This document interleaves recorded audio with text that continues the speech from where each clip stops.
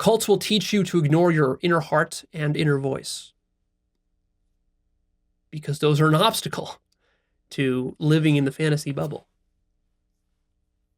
They will teach you to stop paying attention to your perceptions, which is very disastrous. Because if you think about it, perceptions are the only thing that grounds you to reality. If not for your perceptions, you really have nothing but fantasies and concepts and beliefs. But that's exactly what they want, is fantasies, concepts, and beliefs, not perceptions. So unlike in true spirituality, where we actually do the opposite, we try to get you to pay hyper attention to your perceptions. That's really the point of meditation, is to ground yourself purely in perception without any interpretation, filtration, concepts, beliefs, or doctrines. Ground yourself in actuality. Remember my episode, What is Actuality? That's what that episode tried to do. But a cult will do the opposite. They will try to get you to deny perceptions and ignore them in order for the doctrine to really run your whole life. Common tactic they'll use when recruiting is called love bombing. They will shower you with love and praise and approval. They will tell you how nice your smile is, how nice your clothes are, how wonderful of a human being you are, and how much amazing stuff you've done in your life. And they'll be really interested in you. They'll listen to you, but only for like the first few weeks or the first month during the honeymoon period in order to reel you in. And then once you're hooked and reeled in, then they get to work on you and they suck you dry and they abuse you and they manipulate you and the love stops. But for that first month during the honeymoon period, it will feel like, oh my God, for the first time, I'm fully accepted by this group of people. Unlike my old family, because chances are you had a mother or father or a brother or sister that didn't accept you, that bullied you, that criticized you. And so that hurts. That hurts. And you're still living with those wounds. So now when you come into a community that love bombs you, oh, you're so susceptible to that. But it never lasts because they don't really love you. They're just manipulating you to serve their ego. The ego is not capable of love. The only thing the devil loves is really himself. And even that he can't really fully do. He loves himself in a neurotic sort of way. Fellow members in your cult will be in denial that this is a cult. So in a sense, talking to a cult member using the word cult as if like I could say to a friend, let's say I have a friend who joined a cult and I'll say, look, dude, you're in a cult. That's not going to work because in his mind, he doesn't think of it as him having joined a cult.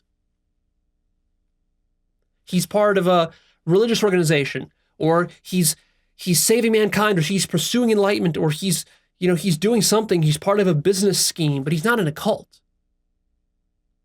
No member of a cult thinks of themselves as being in a cult. They're in denial about it. Of course they are. Oftentimes you will be asked to live in group housing. This group housing will have cameras and microphones in it to get nice, juicy blackmail material on you.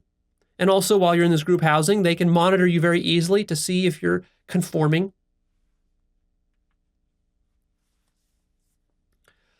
Oftentimes, cults will force you to do long hours of grueling work without pay or with very little pay because they want you dependent.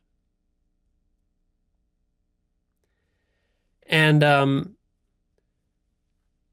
to the point where you can be working 14, 16 hours a day, 7 days a week, pulling in 80-hour work weeks for this cult, destroying your own health, driving yourself crazy, thinking that you're doing something very important for the mission of this organization, when really it's just a way to exploit you to get what they need done without having to actually pay people to do it.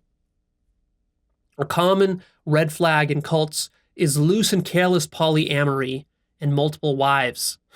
If you see the cult leader adopting multiple girlfriends, multiple wives, that's a huge red flag right there that you need to leave that organization. That never goes well.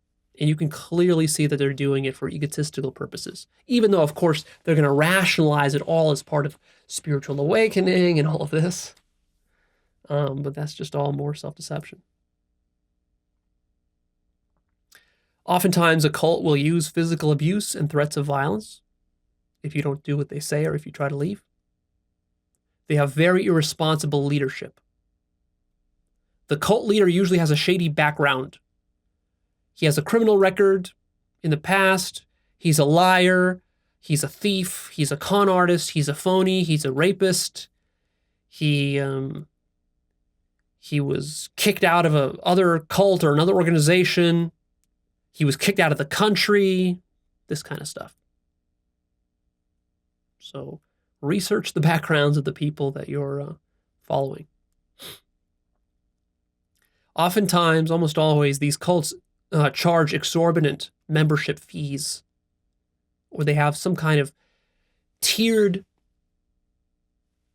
system of courses, seminars, books, workshops, trainings that you need to pay thousands of dollars, sometimes tens of thousands of dollars, just like these ridiculous fees in order to join this cult and to be part of this cult.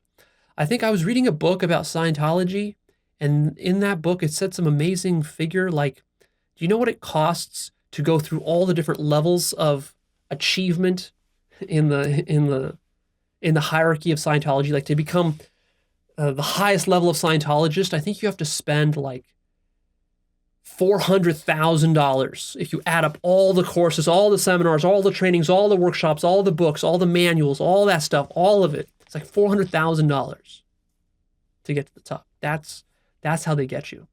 And believe it or not, slowly, it's kind of like boiling a frog in water. If you do it slowly enough, then you sucker people in. Nobody's stupid enough to pay $400,000 up front, but they will sucker you in. And they will leech you of all your money, and not just your money, but even your assets. Anything valuable you own, paintings, computers, cars, houses, whatever, they will get that from you. Of course, the cult will try to manipulate your relationships with your friends and family. That's another dead giveaway that you're inside of a cult. In a legitimate organization, they won't try to manipulate your relationship with friends and family. They won't tell you what to think about your friends and your family. They won't ask you to disown your friends and your family on ideological grounds.